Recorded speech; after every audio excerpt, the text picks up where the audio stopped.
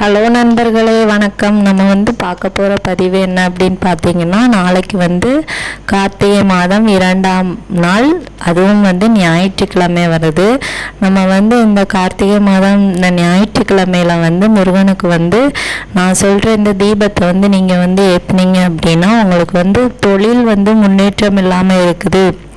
தொழில் தொடங்கினாலே நஷ்டத்தில் போகுது. அதுக்கப்புறமா தொழில் ஒரு என்ன சொல்கிறது, எப்போ தொடங்கினாலும் ஒரு முன்னேற்றமே இல்லாமல் அப்படி டல்லாக இருக்குது. அந்த மாதிரி இருக்கிறவங்கலாம் இந்த தீபத்தை நாளைக்கு நீங்கள் செஞ்சு பார்க்கலாம். கண்டிப்பாக உங்களுக்கு நல்ல பலன் கிடைக்கும். அதே மாதிரி குழந்தை இல்லாதவங்க, திருமண தடை, எல்லா விதமான தடைகளுக்கும் முருகரை நம்பி முருகர் பக்தர்களாக இருந்தீங்க அப்படின்னா நாளைக்கு இந்த விசேஷ நாளில் நீங்கள் இந்த பூஜையை முருகனுக்கு செஞ்சு பாருங்கள். கண்டிப்பாக உங்களுக்கு கைமேல் பலன் தருவார். அதுக்கப்புறமா வேறு என்னென்னலாம் பண்ணலாம், ஒரு மந்திரமும் இருக்குது. அதை நீங்கள் 108 முறை சொன்னீங்க அப்படின்னா கண்டிப்பாக அதுக்கும் அதுக்குரிய பலன்களையும் சேர்த்து முருகன் உங்களுக்கு தருவார். முருகனோட அருள் நிச்சயமாக உங்களுக்கு கிடைக்கும். அந்த மந்திரம் என்ன அப்படின்னு சொல்லிட்டு நான் லாஸ்ட்டில் சொல்கிறேன். அதுக்கு நீங்கள் என்ன பண்ணலாம் நாளைக்கு அப்படின்னு பார்த்தீங்கன்னா, காலையிலே குளிச்சுட்டு பிரம்ம முகூர்த்த நேரத்தில் இந்த பூஜையும் பண்ணி அந்த மந்திரத்தையும் சொன்னீங்க அப்படின்னா ரொம்பவும் பலன் தரும். இல்லாட்டி என்னால் பிரம்ம முகூர்த்த டைம்லலாம் எழும்ப முடியலை, அப்போ நான் என்ன பண்ணுறது அப்படின்னு கேட்டிங்கன்னா, ஈவினிங் நீங்கள் 6 மணிக்கு எப்பவும் விளக்கு வைக்கிற டைமில் கூட சொல்லலாம். இல்லாட்டி ஒரே நேரத்தில் கூட சொல்லலாம். 8 to 9 அந்த டைமில் கூட நீங்கள் விளக்கு ஏற்றிட்டு சொல்லலாம். என்ன விளக்கு நாளைக்கு முருகனுக்கு விசேஷமான விளக்கு அப்படின்னு பார்த்தீங்கன்னா, கோதுமை தீபம் மிகவும் விசேஷமானது. இந்த கோதுமை தீபம் எப்படி நீங்கள் ஏற்றணும் அப்படின்னு கேட்டிங்கன்னா, ஒரு தாம்பழத்தட்டில் ஒரு கைப்பிடி அளவு கோதுமை எடுத்து அதை அப்படி தட்டு நிரம்ப விரித்து வச்சுக்கோங்க. அதுக்கு மேலே ஒரு அகல் விளக்கு வைத்து அதில் நெய் தீபமோ இல்லை நல்லெண்ணெய் தீபமோ நீங்கள் ஏற்றிக்கலாம். அது சிவப்பு நிற திரி போட்டு நீங்கள் விளக்கு ஏற்றணும். எங்கள் வீட்டில் கோதுமையே இல்லாமல் அப்போ நான் என்ன பண்ணுறது அப்படின்னு கேட்டிங்கன்னா, நீங்கள் சாதாரணமாக ஒரு அகல் விளக்கு அதில் நெய் தீபம் இல்லைன்னா நல்லெண்ணெய் தீபம் ஏற்றலாம். அதுக்கப்புறமா என்னதெல்லாம் படிக்கலாம் பார்த்தீங்கன்னா, நம்ம எப்பவும் படிக்கிறது போல் முருகனுக்கு கந்த சஷ்டி படிக்கலாம், வேல்மாறல் படிக்கலாம். அதுக்கு கூட நான் சொல்கிற இந்த நாமத்தை நீங்கள் 108 முறை சொல்லணும். 108 முறை நான் எப்படி கவுண்ட் பண்ணுறது அப்படின்னா, 108 காயினோ இல்லை 108 கிராம்போ இல்லை 108க்கு கணக்கு பண்ணுற மாதிரி ஏதாச்சும் ஒரு பொருளை நீங்கள் எடுத்து வச்சுக்கோங்க. பூக்கள் இருந்துச்சுன்னா 108 பூக்கள் எடுத்து வச்சு ஒவ்வொரு முறையும் சொல்ல ஒன்று ஒன்றா போட்டுட்டே இருங்க முருகனோட காலடியில். அப்போ உங்களுக்கு கரெக்டாக அது முடியும் போது நம்மளுக்கு 108 முறை வந்துடும்.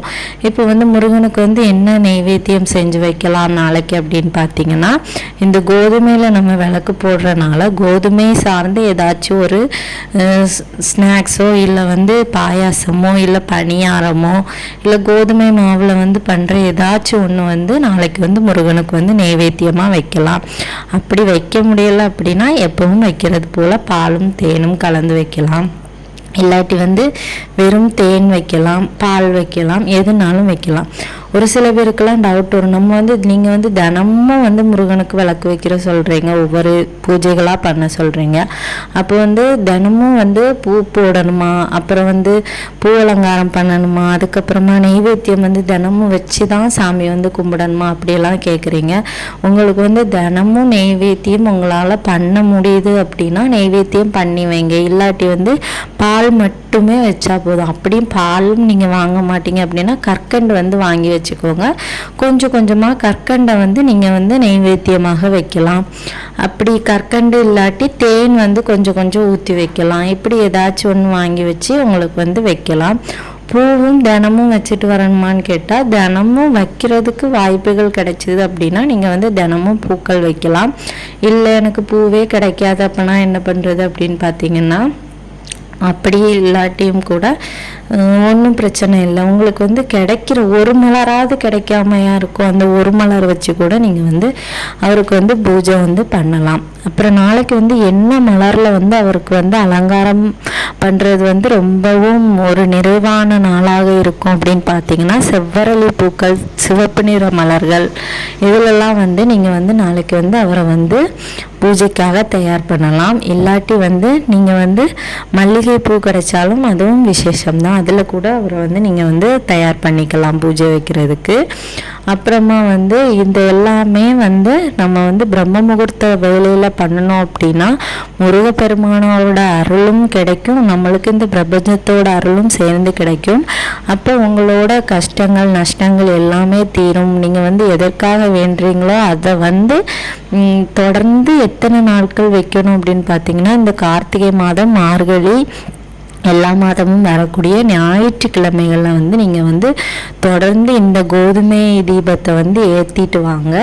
அதே மாதிரி இந்த பிரம்ம முகூர்த்த டைமில் வந்து நீங்கள் வந்து இந்த கோதுமை தீபத்தை போட்டு முருகனுக்காக வழிபாடு பண்ணிங்கன்னா இன்னுமே அது வந்து உங்களுக்கு வந்து ரொம்பவும் சிறப்பை தரும். உங்களோட வேண்டுதல்கள் வந்து நிச்சயமாக நிறைவேறும். கண்டிப்பாக கந்த கடவுள் நிறைவேற்றுவார். நம்ம இப்போ வந்து அந்த மந்திரம் வந்து என்னதுன்னு சொல்லிட்டு பார்த்துடலாம். நான் வந்து இப்போ உங்களுக்கு வந்து அதை ஸ்க்ரீனில் காட்டுறேன். என்ன மந்திரம் அப்படின்னு பார்த்தீங்கன்னா, ஓம் தத் புருஷாய வித்மகே மகாசேனாய தீமகி தன்னோ ஷண்முக பிரச்சோதயாத். மறுபடியும் சொல்கிறேன். ஓம் தத் புருஷாய வித்மகே மகாசேனாய தீமகி தன்னோ ஷண்முக பிரச்சோதயாத். இந்த மந்திரத்தை வந்து நீங்கள் வந்து ஞாபகம் வச்சுக்கோங்க. இதை வந்து நீங்கள் வந்து பொறுமையாக சொன்னாலும் ஒன்றும் பிரச்சனை இல்லை. ஒரு பேப்பர்லனாலும் எழுதி வச்சுக்கோங்க, இல்லை மொபைல்லனாலும் உங்களுக்கு வந்து அந்த வீடியோவில் வந்து நம்ம காட்டுவோம்ல, அதை எடுத்து வச்சுக்கோங்க. வச்சுட்டு நான் சொன்ன மாதிரி ஒரு 108 நாணயங்களை வந்து எடுத்து வச்சுக்கோங்க, இல்லை 108 மலர்களை எடுத்து வச்சுக்கோங்க. ஒவ்வொரு முறையும் சொல்ல சொல்ல நீங்கள் வந்து அதை வந்து போட்டுகிட்டே இருங்க. 108 முறை தான் கண்டிப்பாக சொல்லணுமானா கிடையாது. 6 முறையும் ஆறுமுக கடவுளுக்கு சொல்லலாம், 21 முறையும் சொல்லலாம், 9 முறையும் சொல்லலாம், இல்லை 35 தடவை, 37, 39 இந்த மாதிரி ஒத்தைப்படை வரிசையில் வந்து நம்ம சொல்லணும்.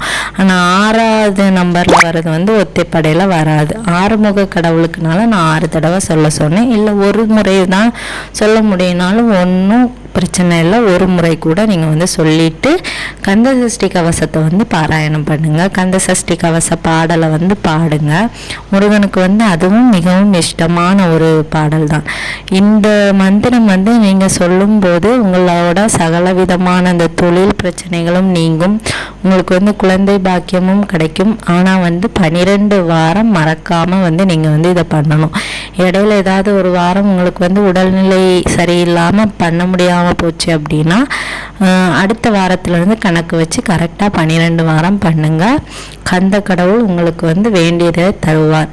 இந்த வீடியோவை வந்து முழுசாக பார்த்தீங்க அப்படின்னா மறக்காமல் நம்ம கமெண்ட் பாக்ஸில் வெற்றிவேல் முருகனுக்கு ஒரு அரோகரா சொல்லிடுங்க.